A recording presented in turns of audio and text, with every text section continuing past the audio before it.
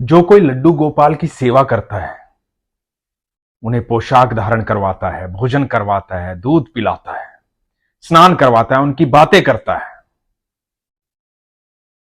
आपको उनसे मिलकर के हंसी आती है?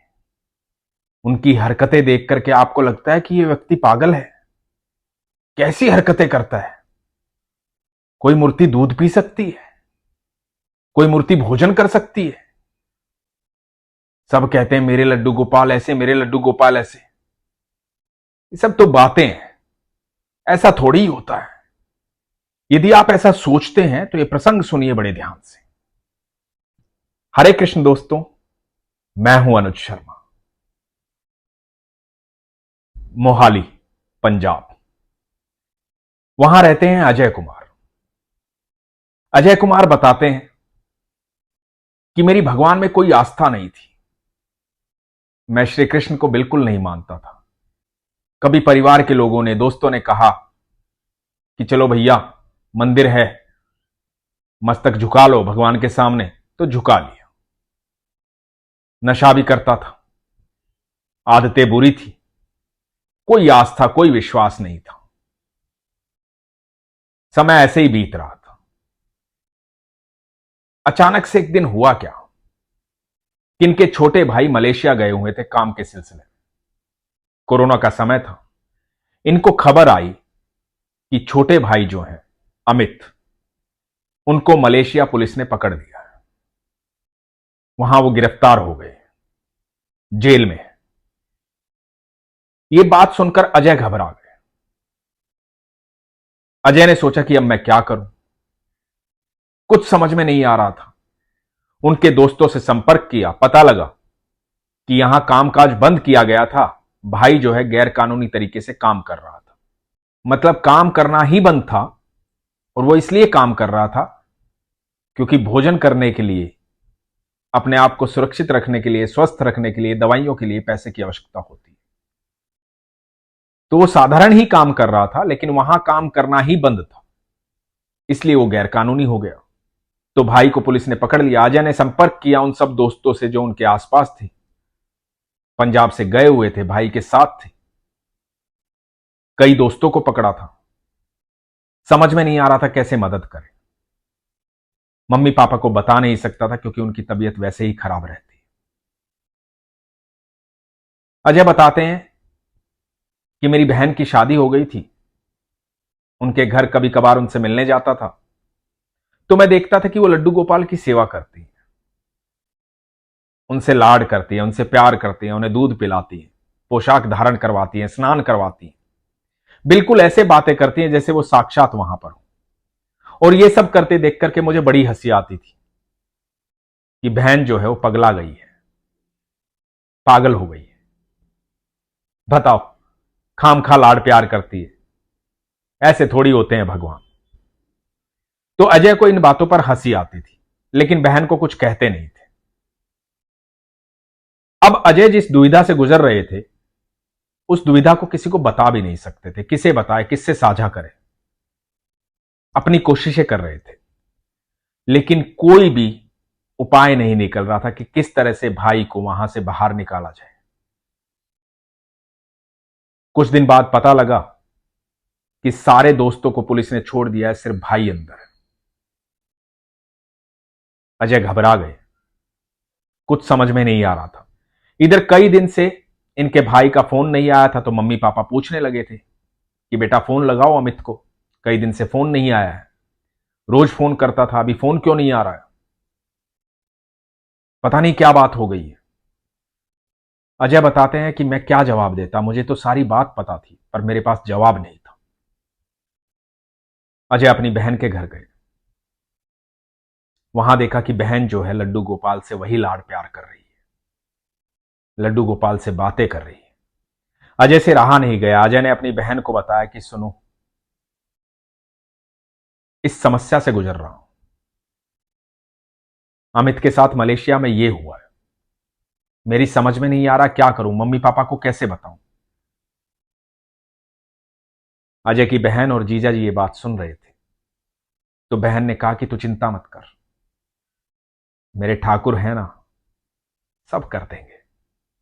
तू घबरा मत, जब तक ठाकुर जी हैं कोई बाल बांका नहीं कर सकता, क्योंकि अजय की बहन का प्रगाढ़ विश्वास अपने ठाकुर जी पर।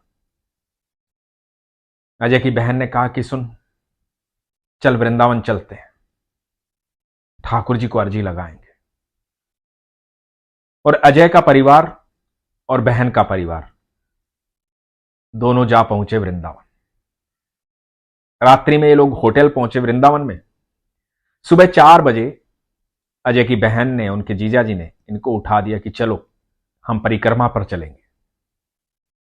और ये सारे लोग तैयार होकर के परिक्रमा पर गए। अजय बताते हैं कि जैसे जैसे मैं परिक्रमा कर रहा था और मेरी बहन बता रही थी कि मेरे ठाकुर जी यहां खेलते थे, ये गोवर्धन पर्वत उन्होंने उठाया था, मेरे ठाकुर जी यहां रहते थे, ऐसी लीलाएं की उन्होंने, यहां पर भागते थे मेरे कन्हैया, ऐसे बैठे रहते थे मेरे मोर पंखधारी। और ठाकुर जी की लीलाएं बताने लगी। जैसे जैसे बहन लीलाएं बता रही थी, अजय के मन में एक उमंग जागृत हो रही थी। अजय सब कुछ भूल गए थे। अजय के मन में बस एक बात आ रही थी, मिलना है मुझे ठाकुर जी से, मेरे ठाकुर जी से मिलना है, एक बार ठाकुर जी से मिलना है। अजय बताते हैं कि परिक्रमा करते करते करते करते मन में यह भाव उत्पन्न होता रहा कि बस ठाकुर जी से मिलना है। उसके बाद अजय और पूरा परिवार, बहन का परिवार, ठाकुर जी से मिलने गए बाके बिहारी के मंदिर में। अजय बताते हैं जब मैंने बाके बिहारी को देखा तो मैं देखता रह गया। ऐसा कोई भी नहीं जो मेरे ठाकुर को देखे और उसके बाद स्थिर ना हो जाए। जब मेरे ठाकुर के सामने कोई पहुंचता है ना, उन आंखों को देखता है ना, तो बस देखता रह जाता है और कुछ दिखाई नहीं देता वहां। चाहे कितनी भी भीड़ हो, कितना भी धक्का मुक्की हो रहा हो, आपको किसी चीज का एहसास नहीं होता। कितना भी शोर हो, आपको कुछ सुनाई नहीं देता। जब ठाकुर जी को आप देखते हैं ना, उनके नेत्रों को देखते हैं, और जब ठाकुर जी आपको देख रहे होते हैं, सच में आपके और ठाकुर जी के बीच में कुछ नहीं होता। यही मैं आपको हमेशा समझाता भी हूं कि आपके और ईश्वर के बीच में कुछ भी नहीं है, आपका सीधा संबंध है उससे। वही अजय के साथ हो रहा था। अजय बताते हैं कि जब मैंने ठाकुर जी को देखा तो मेरा पूरा शरीर कांपने लगा, आंखों से अश्रुधारा बहने लगी, मैं जोर जोर से रोने लगा। मुझे इस बात का पछतावा हो रहा था कि मैं इसी धरती पर था, पर आज तक मैं क्यों नहीं मिलने आया मेरे कन्हैया से, क्यों नहीं मिलने आया मेरे ठाकुर से, मुझे इतनी देर कैसे हो गई। अजय बहुत भाव विभोर हो गए, ठाकुर जी को अपनी बात बताई। अजय बताते हैं मेरा वहां से वापस आने का मन नहीं था। मंदिर में जाकर के एक कोने में खड़ा हो गया। मेरा मन किया कि बस यहीं रह जाऊं, मैं सब कुछ भूल चुका था। अजय बताते हैं कि उसके बाद बहन ने और जीजा जी ने कहा कि चलो, ये लोग बरसाना गए राधा रानी से मिलने। जब राधा रानी से मिलने गए तो अजय ने अपनी पत्नी से कहा कि हम भी लड्डू गोपाल को यहां से लेकर जाएंगे। और वहां से लड्डू गोपाल लाए और उनका नाम रखा गोपू। बहन ने बताया कि किस तरह से भगवान को स्थापित करना है। अजय बताते हैं कि जब अगले दिन भगवान को, लड्डू गोपाल को अपने घर में स्थापित कर रहे थे, मम्मी पापा वहां थे, इनकी पत्नी वहां पर थी, ये थे, लगातार रो रहे थे। अजय मन ही मन सोच रहे थे कि ऐसा कैसे हो सकता है कि मैं इनका मजाक उड़ाता था, ऐसा कैसे हो सकता है कि मैं इन पर हंसता था, और आज ये स्वयं साक्षात मेरे सामने है। ईश्वर का प्रेम आपके प्रति प्रगाढ़ है, अगाढ़ है। हम कभी कल्पना भी नहीं कर सकते कि ईश्वर हमसे कितना प्यार करते हैं।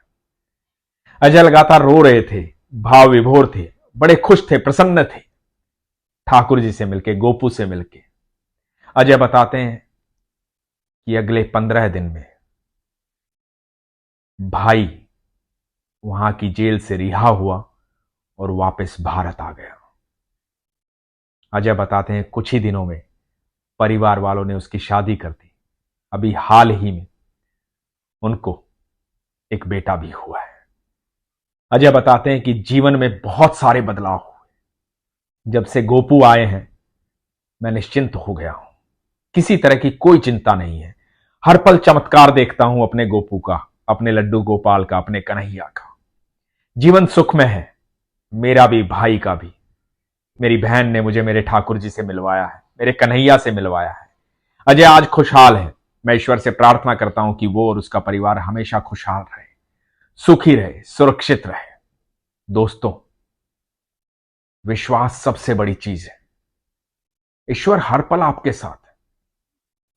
ठाकुर जी कहते हैं कि मैं साक्षी भाव में हर समय तुम्हारे साथ रहता हूं। जब तुम विश्वास कर लोगे तो तुम्हें वो नेत्र प्रदान करूंगा जिससे तुम मुझे देख पाओगे। ईश्वर हर पल आपके साथ रहते हैं, हम सबके साथ रहते हैं, हमारी सारी बातें सुनते हैं। हमें कई बार लगता है कि बहुत दिन से मैं ईश्वर से बात कर रहा हूं, ईश्वर सुन नहीं रहे हैं। ईश्वर सुनते सब कुछ है, पर करते तब हैं जब हमारे लिए बेहतर समय होता है, जब सब कुछ हमारे लिए सही होता है। आप सबको याद होगा, अर्जुन ने बहुत कष्ट झेले, लेकिन अर्जुन को जब जीत का श्रेय देना था तो भगवान ने सारी व्यवस्थाएं पहले ही कर दी थी। तो इसलिए निश्चिंत रहिए, आपकी भी विजय होगी, हम सब की विजय होगी। हम सब की विजय के लिए हमारे ईश्वर सारी व्यवस्थाएं कर रहे हैं, बस विश्वास रखिए। इसीलिए मैं हमेशा कहता हूं, अपने विश्वास को मजबूत कीजिए, अपना ख्याल रखिए। हरे कृष्ण।